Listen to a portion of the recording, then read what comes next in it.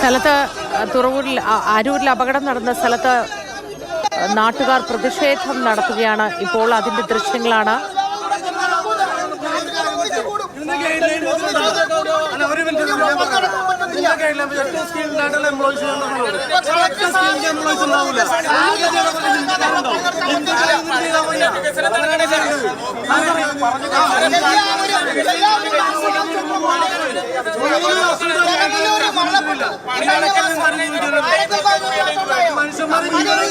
വിഷ്ണുപ്രകാശ് ഉണ്ട് വിവരങ്ങളുമായി. വിഷ്ണു, എന്താണ് സംഭവം? നാട്ടുകാരെന്താണ് ആവശ്യപ്പെടുന്നത്? മോത്തി, നേരത്തെ ഈ കരാർ ഏറ്റെടുത്ത് നടത്തുന്ന കമ്പനിയുടെ പ്രതിനിധി ഇവിടെ വന്ന് സംസാരിച്ചിരുന്നു, മാധ്യമങ്ങളെ കണ്ട് സംസാരിച്ചിരുന്നു. അപ്പോൾ ഇതിൻ്റെ അപകടമുണ്ടായ കാര്യങ്ങളെല്ലാം അദ്ദേഹം വിശദീകരിക്കുന്നുണ്ടായിരുന്നു. അതേസമയം തന്നെ അദ്ദേഹം പറഞ്ഞ ഒരു കാര്യം, ഈ റോഡ് പരിപൂർണമായി ബ്ലോക്ക് ചെയ്തിട്ടാണ് ഇത്തരം നിർമ്മാണ പ്രവൃത്തികൾ നടക്കാറുള്ളത് എന്നുള്ളൊരു വാദം ആ പ്രതിനിധിയുടെ ഭാഗത്തു നിന്നുണ്ടായി. അതേ തുടർന്നാണ് ഇപ്പോൾ ഈ നാട്ടുകാർ പ്രതിഷേധിക്കുന്നത്. അവർ സ്ഥിരമായി ഈ പരിസരത്ത് തന്നെയുള്ള ആളുകളാണ്. അപ്പോൾ യാതൊരുവിധ സുരക്ഷാ ക്രമീകരണങ്ങളും ഇല്ലാതെ, ഇല്ലെങ്കിൽ റോഡ് ബ്ലോക്ക് ചെയ്യുന്ന ഒരു നടപടിയും ഇവിടെ നടന്നിട്ടില്ല എന്ന് കാട്ടിക്കൊണ്ടാണ് ഇപ്പോൾ ഈ നാട്ടുകാർ വലിയ പ്രതിഷേധമുണ്ടായത്. ഉടനെ തന്നെ ആ പ്രതിനിധി അവിടെ നിന്നും മാറിപ്പോകുന്ന ഒരു സാഹചര്യം ഉണ്ടായിരുന്നു. ഇപ്പോഴും നാട്ടുകാർ ഇവിടെ തടിച്ചു കൂടിയിട്ടുണ്ട്.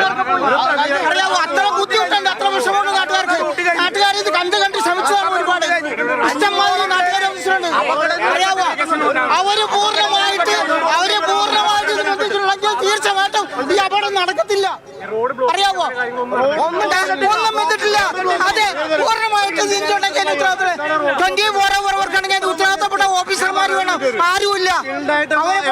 ചെയ്യേണ്ട വർക്കാണ്, നോർമൽ വർക്കല്ല. ഇത് ഇത്രയും വലിയ ബിൽഡിംഗ് ചെയ്യണം, ഇത്രയും വലിയ കോടിക്കണക്കിന് രൂപയുടെ ഒരു ഇൻവെസ്റ്റ്മെന്റ് ചെയ്യണതാണ്. ഇതിന് ഇത്ര സ്കിൽഡ് ആയിട്ടുള്ള എംപ്ലോയീസ് വേണം, അവരുടെ പ്രസൻസ് വേണം. ഒരു നാഷണൽ ഹൈവേയുടെ പ്രസൻസ് ഇവിടെ ഉണ്ടാവില്ല സാർ. ഏതെങ്കിലും ഒരു സമയത്ത് സാർ, ഞാനിവിടെ സ്ഥിരമായിട്ട് യാത്ര, ഞാൻ കളമശ്ശേരി വരെ ജോലി ചെയ്യുന്ന ഒരാളാണ്. എനിക്ക് സ്ഥിരമായിട്ട് രാത്രി ഞാൻ 9:10 മണിക്ക് ഇവിടെ കവർ ചെയ്ത് പോകുന്നതാണ്. നിങ്ങൾക്കറിയാം, ഒരൊറ്റ സ്കിൽഡ് എംപ്ലോയീസ് ഇതിന് വേണ്ടിയിട്ട് സമയത്ത് ഇവിടെ സ്പെൻഡ് ചെയ്യൂല.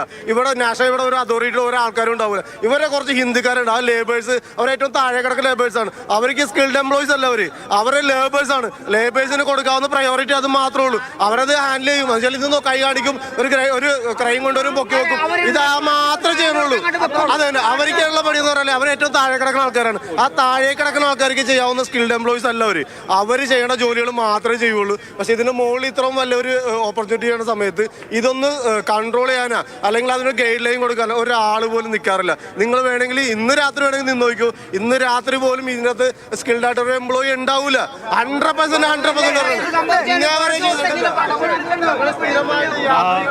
മോത്തി, അതാണ് ഈ നാട്ടുകാരുടെ ഒരു വലിയ പ്രതിഷേധത്തിന് ഇപ്പോൾ ഇടയാക്കിയത്. ആ നേരത്തെ സൂചിപ്പിച്ച ആ കമ്പനി പ്രതിനിധിയുടെ ഒരു പ്രസ്താവനയാണ്. ഇത്തരത്തിൽ യാതൊരുവിധ സുരക്ഷാ മാനദണ്ഡങ്ങളോ അല്ലെങ്കിൽ അതിൽ പ്രാഗൽഭ്യം ലഭിച്ച ആളുകളോ അല്ല ഇതിന്റെ നിർമ്മാണ ജോലികളിൽ ഏർപ്പെട്ടിരിക്കുന്നത്. അതിന് വേണ്ട ഒരു മോണിറ്ററിംഗ് പോലും സംവിധാനം പോലും ഇല്ലാതെയാണ് ഈ ജോലികൾ നടക്കുന്നത് എന്നുള്ളൊരു ആക്ഷേപമാണ് ഈ നാട്ടുകാർ ഇവിടെ ഇപ്പോൾ ഉന്നയിക്കുന്നത്. അതിനെ തുടർന്നുണ്ടായിരുന്ന ഒരു പ്രശ്നമാണ്. ഏതായാലും ഇപ്പോൾ നാട്ടുകാർ ഇവിടെ വലിയ രീതിയിൽ തടിച്ചുകൂടിയിട്ടുണ്ട്. അതുപോലെ നേരത്തെ വന്ന ആ കമ്പനി പ്രതിനിധി അടക്കമുള്ള ആളുകൾ ഇവിടെ നിന്ന് മാറിയിട്ടുമുണ്ട്. നേരത്തെ ജില്ലാ കളക്ടർ സൂചിപ്പിച്ചത് ഈ ഗർഡർ ഇവിടെ നിന്ന് ഉയർത്തി അത് ഒരു പില്ലറിൽ വെച്ച് പിന്നീട് ബിയറിംഗിലേക്ക് മാറ്റുന്നതിനിടയിലാണ് ഈ ഒരു അപകടം സംഭവിച്ചത്. അത് അവിടെ നിന്ന് സ്ലൈഡ് ചെയ്യുന്നതിനിടയിൽ അത് ഹൈഡ്രോളിക് ജാക്കിയിലുണ്ടായ ഒരു തകരാറ് മൂലം അത് തകർന്ന് താഴെ വീഴുകയായിരുന്നു എന്നുള്ളതാണ് നേരത്തെ ജില്ലാ കളക്ടർ പറഞ്ഞത്. സമാനമായ രീതിയിൽ തന്നെയാണ് ഈ കമ്പനി പ്രതിനിധിയും പറഞ്ഞതെങ്കിലും അദ്ദേഹത്തിൻ്റെ വായിൽ നിന്ന് വന്നത് ഇത് പൂർണ്ണമായും ഇത് റോഡ് ബ്ലോക്ക് ചെയ്ത് അതിൻ്റെ മുൻകരുതലുകൾ നടത്തിയിരുന്നു എന്നുള്ളൊരു കാര്യം പറഞ്ഞു. അത് സാധാരണഗതിയിലുണ്ടായ എന്ത് തരത്തിലുള്ള ഒരു വീഴ്ചയാണ് സംഭവിച്ചത് എന്ന് അടക്കം പരിശോധിക്കേണ്ടതായിട്ടുള്ള തരത്തിലുള്ള ഒരു വാദം വന്നതാണ് ഇപ്പോൾ ഈ ഒരു വലിയ സംഘർഷത്തിലേക്കും നാട്ടുകാരുടെ വലിയ രോക്ഷത്തിനും ഒരു കാരണമായത് എന്നാണ് ഇപ്പോൾ നമുക്കിവിടെ നിന്നും മനസ്സിലാകുന്നത്. മോത്തി, ശരി വിഷ്ണു. ബിനിൽ കൂടി ചേരുന്നുണ്ട് വിവരങ്ങളുമായി. ബിനിൽ, ഈ കരാർ കമ്പനിയുടെ ഭാഗത്തു നിന്നും ആ കമ്പനിയുടെ ഒരു പ്രതിനിധിയിൽ നിന്നും വന്ന വാക്കുകളാണ് വലിയ പ്രതിഷേധത്തിലേക്ക് ഇപ്പോൾ വഴിവെച്ചിരിക്കുന്നത്. കാരണം നാട്ടുകാർ കുറേ നാളായി ഇതൊക്കെ ക്ഷമിക്കുന്നു, സഹിച്ചു മുന്നോട്ട് പോകുന്നു. അപ്പോഴും ഒരു സുരക്ഷാ മാനദണ്ഡങ്ങളും പാലിക്കാതെ വീണ്ടും ഈ നടപടിക്രമങ്ങൾ ഇങ്ങനെ തന്നെ പുരോഗമിക്കുന്നു. ഈ നാട്ടുകാർ പറയുന്ന ഒരു കാര്യം വളരെ വ്യക്തമാണ്. ഈ കാര്യങ്ങളുമായി ബന്ധപ്പെട്ട പ്രത്യേക കഴിവുകളുള്ള തൊഴിലാളികളല്ല ഈ കാര്യങ്ങൾ ചെയ്യുന്നത്.